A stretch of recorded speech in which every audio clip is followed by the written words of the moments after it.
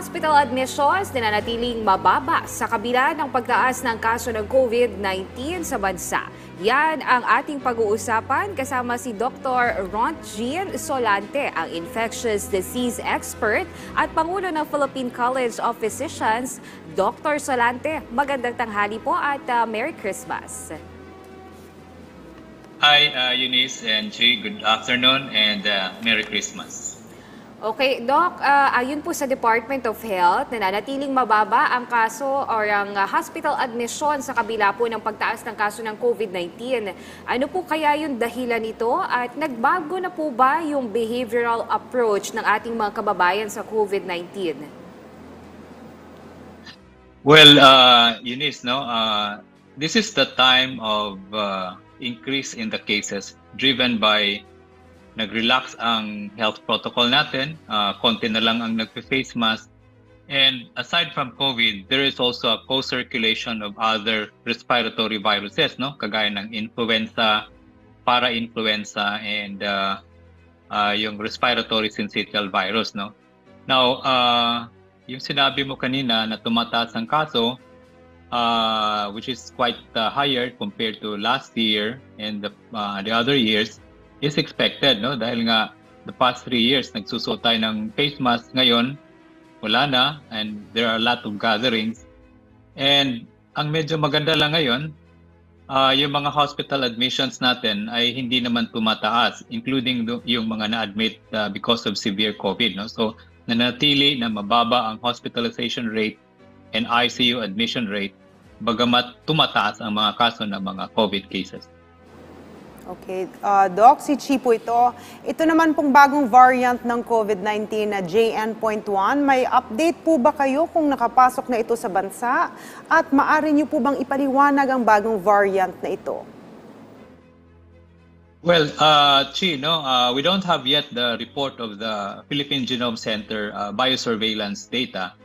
Pero hindi natin it's not also impossible na nakapasok na to dahil nga itong JN.1 is also now found in some neighboring Asian countries kagaya ng Japan, China, and even Singapore. And we have travelers going there, and they also have travelers from these countries na pumapasok sa Pilipinas. So, maski sabihin natin hindi pa na-report ng Philippine Genome Center na yan, kailangan nating mag-ingat na as if nakapasok na dito sa Pilipinas. Now, this JN.1 sub-variant of the BA.2.86 and a recombinant also of another XBB variant, tinitingnan to ng mga scientists, sa dami niyang mutations, madali siyang makahawa.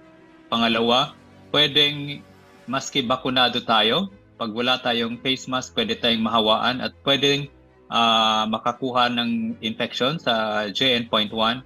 At there is also a possibility na kung vulnerable population, medyo may edad, pwedeng mag-severe COVID at pwede tayong ma-hospital. But so far, the data are telling us na mataas talaga ang hawaan sa itong bagong JN.1. Mabilis ang pagkalat nito sa mga bansang nabanggit ko na at kailangan pa rin natin talagang mag-ingat. Alright, Doc, dahil wala naman po tayong travel restrictions at wala pong mandatory wearing of face mask, sa ngayon, sakali po bang kumalat itong bagong variant, posible po bang tumaas muli yung COVID-19 cases at yung hospital admission sa bansa? Well, definitely there's that possibility always na pag merong pagtaas ng kaso, automatic tataas ang hospitalization rate, But since we are in the holidays, maraming nag-gatherings and parties, expected na tataas ang kaso. And I would say na hopefully, kaya ng mga hospital, kaya ng mga health facilities natin. Kaya napaka-importante ngayon yung payo natin sa mga tao na magpatiyag at even if they are enjoying the holiday, we need to protect ourselves. Kasi there's also a possibility na pag natamaan dito ang mga vulnerable population, maski sabihin pa natin, in general, mild lang ang bagong JN.1. But in some population, kagaya ng mga bata, may mga matatanda, or yung mga talagang walang bakuna, pwede silang mag-severe at pwede silang ma-admit sa hospital. Doc Solante, is it safe to say ng ating mga kababayan na itinatrato na lang ang parang trangkaso ang COVID-19 sa mga panahon ngayon kung ikukumpara noong 2020 kaya't mababa ang hospital admissions natin sa bansa? Tama po ba ang ganitong behavior? Yeah. Well, kung titingnan natin ang data naman, no, kadalasan sa nakakuha ngayon ng mga COVID infection, at talagang mild lang ang mga sintomas, no? Ubo, lagnat, and then sore throat, sipon, and usually between 3 to 5 days. Kagaya din ng influenza, kagaya din ng flu, no? But hindi po natin kailangan mag-complacent, no? We should not be complacent about it, no? Maski sabihin pa natin mild na lang ang COVID ngayon, we still have to warn and emphasize, no? Palagi nating ipaalala sa mga tao na COVID is still here and there's also a possibility na pwedeng ang ordinaryong trangkaso ay pwedeng hahantong doon sa pagka-severe pneumonia. And what I'm saying here is that dapat hindi tayo maging kumpiyansa sa mga ganitong klaseng behavior at dapat hindi natin ipagbahala na we need to protect ourselves because anytime when you have COVID, there's also a possibility na pwedeng mag-severe at pwede kang ma-hospital. Alright, sa inyong opinion po ba, Doc, paano po kaya natin hihikayatin ang ating mga kababayan na sumunod ulit sa health protocols dahil nagluwag na nga po ulit tayo, no? Marami po kasi ang tila parang wala ng takot sa pagkalat muli ng sakit. Hindi po ba parang nawawala na naman yung iba, yung pag-iingat na natutunan na po natin nung pandemic? Well, unang-una dyan, we have to maintain that mindset na ang COVID ay nandito pa, no?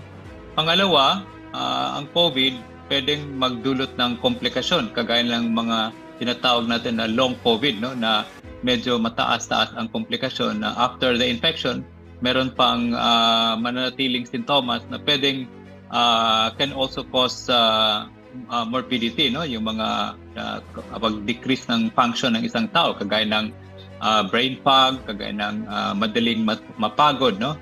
At siguro pangatlo, we need to look at this na pag na-infection ka, pag meron kang COVID, may mga vulnerable population na pwedeng matamaan at pwedeng mag-severe, no? So, ibig sabihin, tanggalin muna natin yung kumpiyansa about COVID. We need to be vigilant about this infection at hindi natin baliwalain dahil nga naalala natin, we need to recall back, no, yung mga nangyari noong 2020, 2021, although these are the more virulent type of the variant.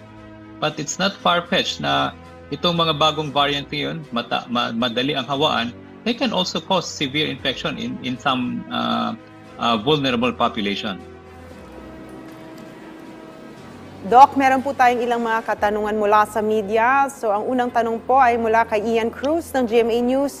Ngayong Kapaskuhan, marami po ang may sipon, ubo at lagnat na karaniwan kung malamig ang panahon. Hanggang kailan lamang po pwedeng mag-self-medicate ng isang tao at kailan daw po dapat kumonsulta sa doktor kung may sintomas pa rin? Well, magandang tanong yan, no? Kasi pag sinasabing influenza-like illness, kadalasan ito, ang mga sintomas yung kagaya ng mention ni Ian Cruz ay usually nawawala within 3 days, within 4 days, no? Or maximum 5 days, no? But pag ito ay hahantong na more than a week na siya at medyo iba na yung pakiramdam mo, palagi ka nang napapagod at hindi nawawala yung ubo, especially pag yung plema natin pinag-usapan, nag-change na rin, dumadami na rin yung plema. At yung isang importanteng sintomas yan, pag hinihingal na, dapat pupunta ka na sa doktor because that means na yung infection na yan, hindi na yan influenza-like illness. Pwede na rin merong bacterial component yan na kailangan ng antibiotic at kailangan ng mga diagnostic test para at least malaman kung ano yung extent ng infection na yan. So hindi natin baliwalain pag lumampas na ng 5 to 7 days itong mga sintomas na to. Sunod na tanong naman po mula kay Ian Cruz pa rin. Ang marami po bang kaso ng flu-like symptoms sa bansa ay nangangahulugan na nag-wave na ang epekto ng COVID vaccine sa mga Pinoy?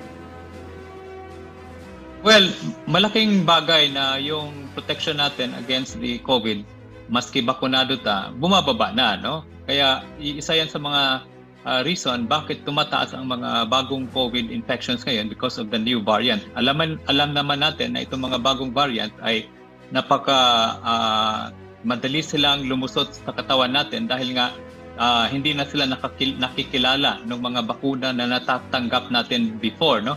So kung ibig sabihin, yung maski bakunado ka, kumpleto, maski boosted ka, hindi yan ibig sabihin hindi ka makakuha ng COVID dahil ito ay mga bagong variant, no? So isa yan sa mga reason bakit tumataas din ang COVID infection. Doc, karagdagang mensahe niyo lang po at paalala sa ating mga kababayan sa pagdiriwang ng Kapaskuhan at Bagong Taon? Yes, no. So unang-una, let's enjoy the holiday. We need to go to parties and gatherings. Gawin natin 'yan because this is the first time na medyo maluwang na ang sitwasyon natin. Hindi na ganoon kabangis ang mga infection ngayon. But we need to make ourselves also very aware na we need to protect ourselves, especially if you are in the vulnerable population, mga bata, matatanda. Pag may mga sintomas, kailangan mag-isolate, kailangan mag-face mask, at palakasin ang katawan natin sa pamagitan ng hydration at tamang pagkain at tamang oras ng pagpahinga. Yun lang. Maraming salamat po sa inyong oras, Dr. Ron Jean Solante, at mag-ingat po tayo. Infectious disease expert po at Pangulo ng Philippine College of Physicians.